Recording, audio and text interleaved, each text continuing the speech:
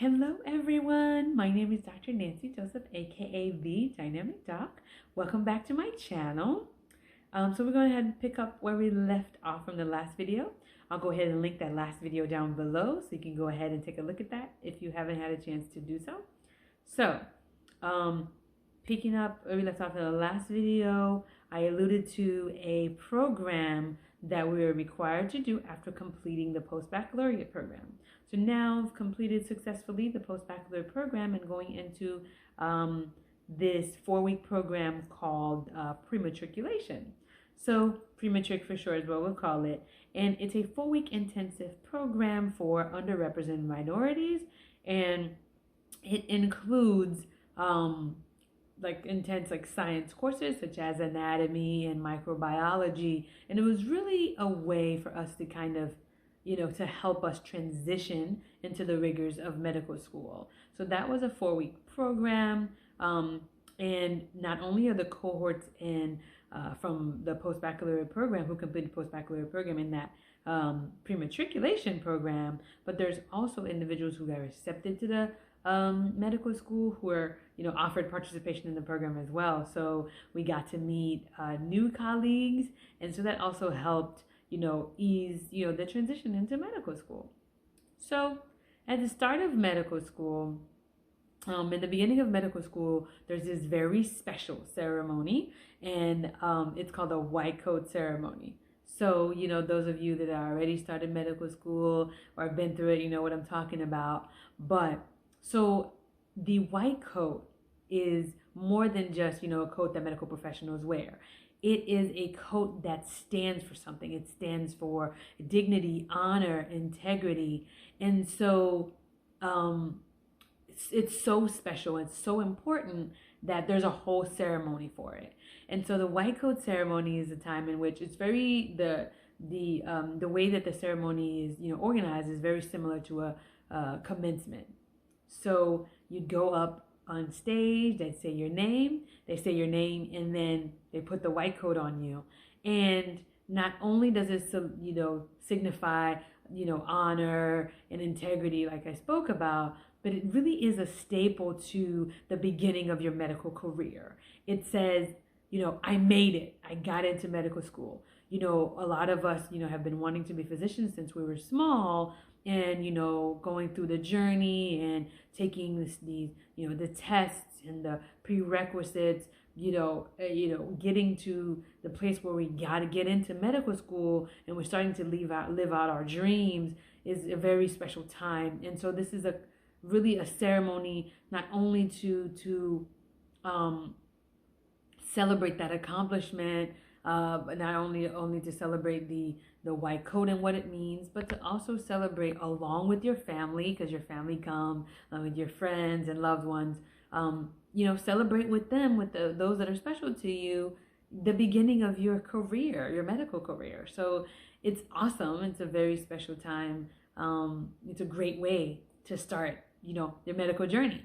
So, my family came, so family, loved ones came. Of course, you take, your family pictures like you do in graduation. And, my colleagues were there. There's a reception afterwards. And we all took our group pictures together. And so it was just a really special time, really awesome time. So in the, so begins the first year of medical school. So one of the things I wanted to also mention, the prematriculation program had included in it, learning tools and resources, as well as resources and tools for time management.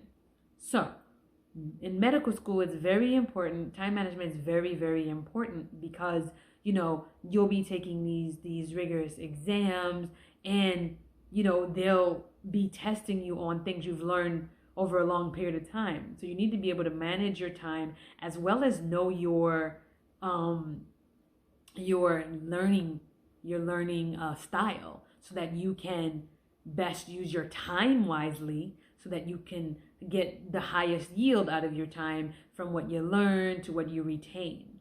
So to that end, I'll talk a little bit about the curriculum and how OUHCOM, Ohio University Heritage College of Health and Medicine, the Heritage was put in, I think, a little bit later when I started. But anyways, so OUHCOM and how they're structured. So, different medical schools are structured different, but OUHCOM, they had 2 curriculums. Now, both curriculums, case-based learning was incorporated in it to some degree.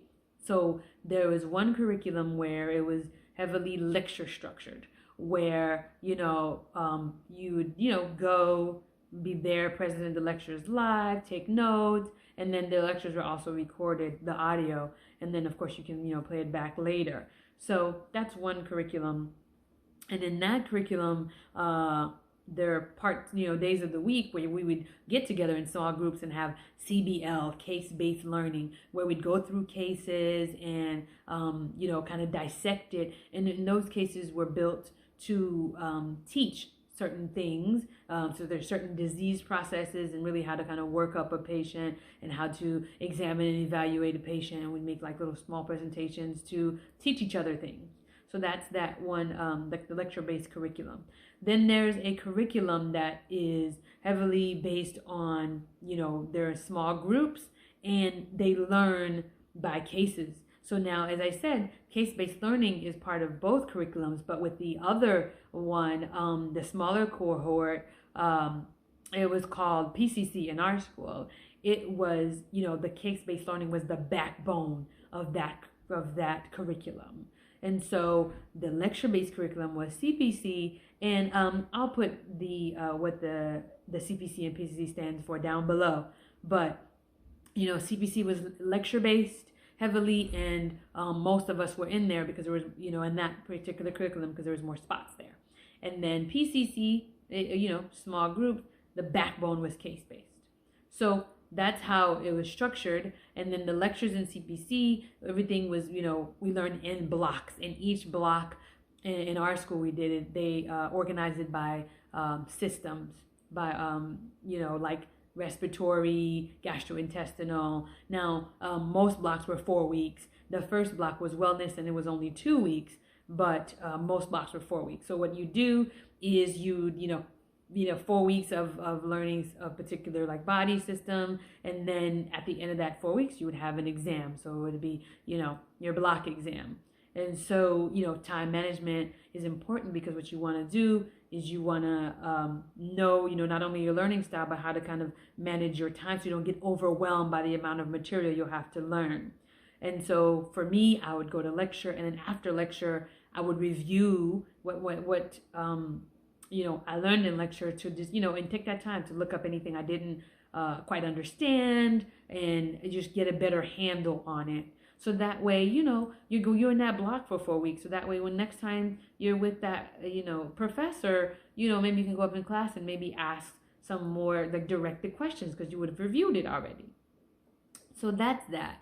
And so in addition to that, there was clinical experiences that were interspersed throughout the time, definitely not as much as you'll have 3rd and 4th year, which I'll talk about in a later video, but we periodically have clinical experiences. And now being a medical student, now you're a student doctor, such and such, which was a great feeling for me, being called now student Dr. Joseph. Now you're more involved in the care, and it's just a little bit different than the things that you did as far as shadowing, when you were an undergrad. So in addition to, your clinical experiences and your curriculum, there's also various organizations that, are in medical school. So, in ours, there was pediatrics organization, a group, and then internal medicine, of course, being a DO. There was an OMM group. And so just like in undergrad, where being part of various, doing extracurricular activities and being part of various groups help you be a more well-rounded applicant to medical school, same deal goes for applying to residency. There was also the Osteopathic Honor Society that was in our school. So just kind of ways to get involved in addition to doing community service, because each of these groups would have their community service that they do too. But either way, all of those are important to kind of get involved in and, to make you a well-rounded person. So all of these are kind of like moving parts that you kind of, are experiencing and getting used to in first year of medical school. So first year ends, and now you're going into the coveted summer. So between the summer between first year and second year is the only summer that you'll have, like where you'll have the whole summer off, is the only summer break in your medical school career. So I'll talk about that next time and what that means, and give some maybe tips of how you should, spend that summer, and what I did and what you can do during that summer to kind of make the most of it. So stay tuned. The next video, well, we'll talk more about that, and stay tuned for more of my journey, the dynamic doc adventure. And please go ahead and take a look at the previous videos, and don't forget to like, comment, and subscribe, and I'll see you in the next video. Be blessed. Peace.